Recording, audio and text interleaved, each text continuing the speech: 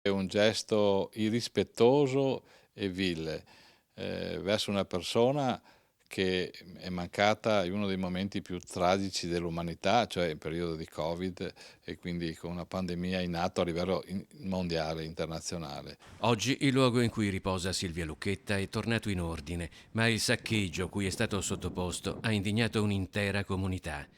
Sono stati rubati tutti gli oggetti che si trovavano nella sua tomba a Jesolo Paese: croci, coroncine, rosari, manifestazioni d'affetto che parenti e amici avevano lasciato per onorare la memoria dell'infermiera scomparsa a 49 anni nel 2020, un simbolo della lotta al Covid, del sacrificio di coloro che attraverso la propria professione sono stati in prima linea nei momenti più tragici della pandemia. Questa è la nuova ala del cimitero di Jesolo ed è qui che dal marzo del 2020 riposa Silvia Lucchetta, e qui l'altro giorno i suoi genitori hanno fatto l'amara scoperta.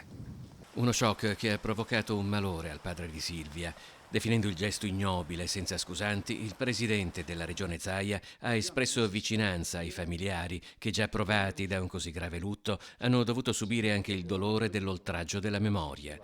Il corpo senza vita di Silvia era stato trovato alla foce del Piave a Cortellazzo. Lo stress di quei giorni di intensa attività in corsia era stato fortissimo, insopportabile. La famiglia allora aveva chiesto il silenzio, un silenzio rotto dal gesto inqualificabile di cui è stata oggetto la sua tomba. Gli stessi genitori di Silvia avevano segnalato di aver notato da qualche tempo delle presenze sospette all'interno del cimitero. E spero vivamente che, le forze dell'ordine che sono già alla ricerca di vedere se trovano questi, non so come definirli, queste persone, per non offendere più di tanto, io spero vivamente che riescano a trovarli, perché è un atto veramente vile che fa solo male a tutti noi.